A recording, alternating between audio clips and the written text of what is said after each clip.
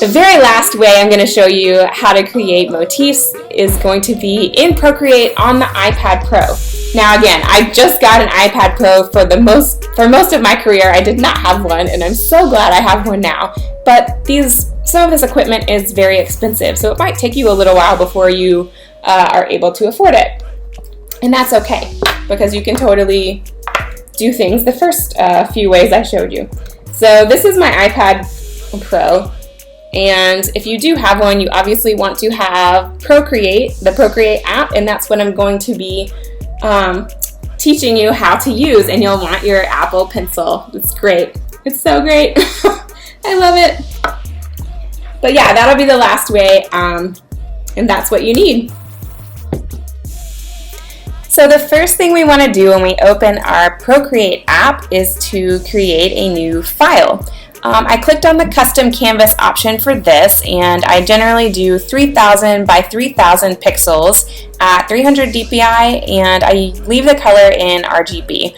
I like to work in a square format just because it easily uploads to Instagram and it's easier to put into a repeat once we're done with Procreate. So once we have our custom canvas, I always like to sketch using the 6B pencil that comes with the Procreate app, and I just use kind of a charcoal gray color to start my sketch. So I changed the background to a minty green color, and then I just start sketching my sloths from different reference images that I had gathered. So I'm just playing with these, going around the canvas and trying to kind of just get the idea of the layout that I want. It's okay to be loose in your initial sketch.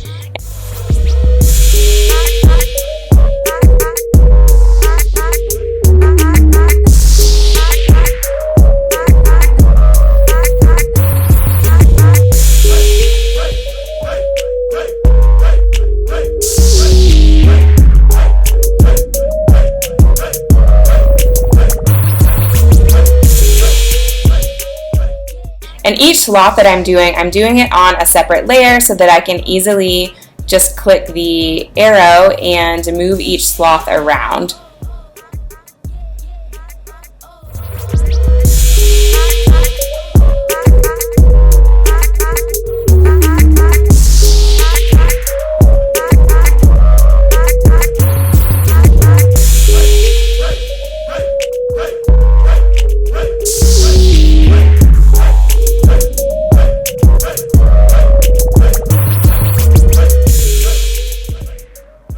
So once I'm done with my final sketch, I like to use the technical pen that you'll see under the inking section that comes with the brush library.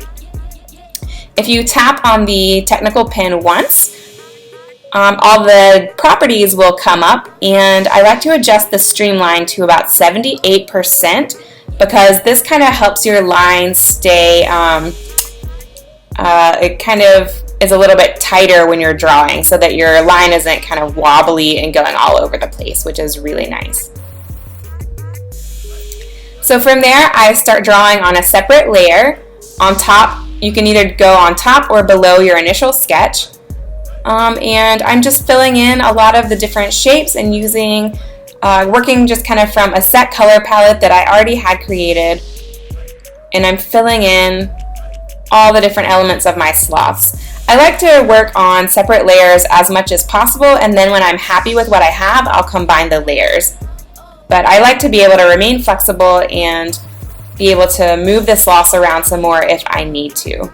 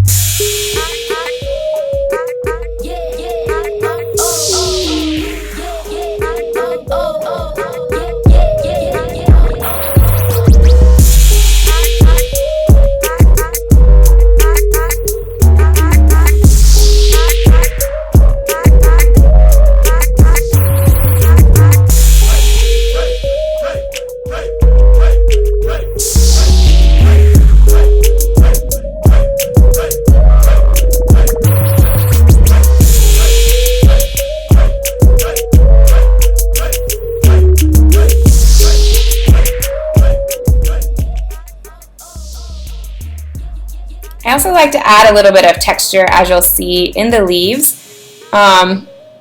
This just gives a lot of depth to the drawing, and I like to create some mark making as well, as you'll see on the sloth's backs. And once you have some leaves you're happy with, you can copy and paste the different elements and motifs, and you can duplicate them, and then you can reflect them either horizontally or vertically, and just kind of rotate things around so that everything looks cohesive in your design.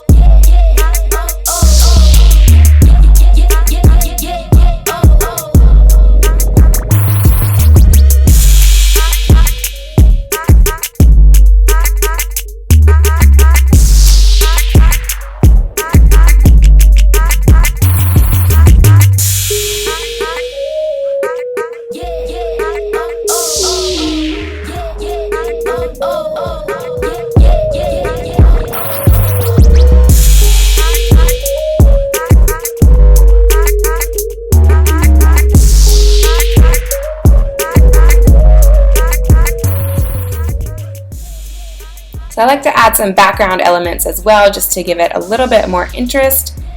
And once I'm happy with my final design, I export the entire thing into Photoshop.